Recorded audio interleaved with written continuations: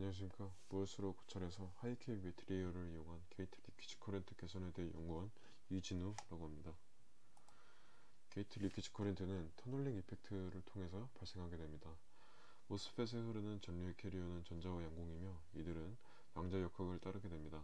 그리고 이 양자역학에 따르면 전자들은 확률 밀도 함수에 따라서 분포하게 되는데, 낮은 확률로 에너지 장벽을 뚫고 존재할 수 없는 곳에 존재한다라는 의미를 가지고 있습니다. 따라서 게이트 사이에 위치한 다이렉트릭을 뚫고 서브스트레이트에서 전자가 발견될 작은 확률을 가지게 되는데, 이때 게이트 리키지 커런트가 발생하게 됩니다. SiO2는 게이트와 바디 사이에 위치하던 다이렉트릭으로 널리 사용되었던 물질입니다. SiO2는 실리콘 기판에서 쉽게 유래가 되었고 적절한 유전 상수를 가지고 있었기 때문에 훌륭한 다이렉트릭의 역할을 수행해 왔습니다. 다만 스케일링을 통해 T옥스가 작아지다 보니 터널링 이펙트라는 한계에 부딪히게 되었고, 게이트 리키지 커런트로 인해 정상적인 스케일링이 불가능하게 되었습니다. 여기서 하이케이 다이렉트릭이란 유전상수가 높은 다이렉트릭을 SiO2 대신 사용하는 것을 의미하게 됩니다. 래피드 서머 어닐링은 급속 열처리라는 뜻으로 웨이퍼를 짧은 시간 동안 고온에 노출시키는 것을 의미합니다.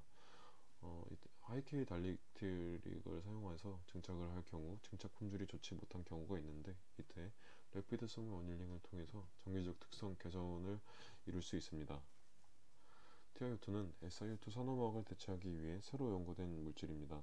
TiO2는 40에서 80 정도의 유전율을 갖고 있고, SiO2보다 월등히 높은 유전율을 갖고 있기 때문에 터널링 이펙트를 해결할 수 있을 것이라 생각되어 왔습니다. 다만 이 TiO2의 증착 품질이 좋지 못하기 때문에 래피드 서머 어닐링을 통해서 정기적 특성 개선이 필요합니다. 위 그래프들을 보시면 TiO2 산화막을 이용한 모스 수자들의 IV 커브와 CV 커브입니다. 결론적으로 말씀을 드리면 TiO2는 실리콘 기판과의 계면 특성이 좋지 않기 때문에 실리콘 기판 사이에 CO2를 증착한 겹층 산화막으로 제작을 해야 하며, 래피드 서머 어닐링을 통해 정기적 특성 개선을 통해 누설 전류 밀도 감소를 이뤄낼 수 있습니다. TiO2는 SiO2보다 비교적 높은 유전 상수를 가져 크게 주목을 받았으나 안 좋은 계면 실리콘과의 열등한 계면 특성이라는 그런 한계를 가지고 있기 때문에 이퀴벌런트 옥사이드 세컨니스 감소가 어렵다는 그런 단점을 가지고 있었습니다. 이에 반해 해프늄 옥사이드는 25 정도의 적당한 유전 상수, 그리고 실리콘 기판과 열적, 화학적으로 안정화했기 때문에 TiO2 대신 SiO2를 대체할 주요 물질로 주목을 받고 있었습니다. ALD는 아토믹 레이어 데포지션의 약자입니다. ALD는 시편 표면의 화학적 표면 흡착 작용을 통해 일어나게 되는데요. 이 ALD를 사용하게 된다면 높은 밀도를 가지는 우수한 방막 형성이 가능하게 됩니다. 그리고 이 ALD를 사용해서 해프늄 옥사이드를 증착하게 됩니다. 해프늄 옥사이드의 증착 과정은 오른쪽에 서술되어 있는 바와 같습니다. 증착된 해프늄 옥사이드를 XRD 패턴 분석을 통해 확인할 수 있는데요. 왼쪽 위에 보이는 그림이 엑스레이 회절 분석법을 사용해 분석한 해프늄 옥사이드 모스 소자들입니다.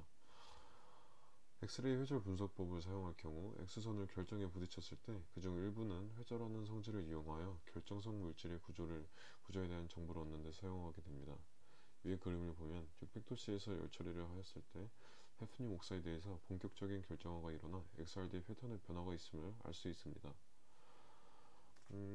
그리고 그 각 열처리 온도에 따른 해프늄 옥사이드 방막의 IV 특성 변화는 오른쪽에서 확인하실 수 있습니다. 400도씨와 500도씨에서 래피드 서머 어닐링을 진행했을 때 누설 전류 밀도가 감소하는 것을 확인할 수 있습니다. 이는 열처리에 따라 계면 포획 전압들, 산소 빈자리들, 오염물질 등과 같은 누설 전류 통로가 감소하기 때문입니다. 다만 600도씨에서 래피드 서머 어닐링을 한 샘플의 경우 이전 XRD 패턴에서 확인했듯이 결정화가 진행된 상태인데, 오히려 열처리하기 전보다 누설 전류가 늘어나는 경향을 보입니다.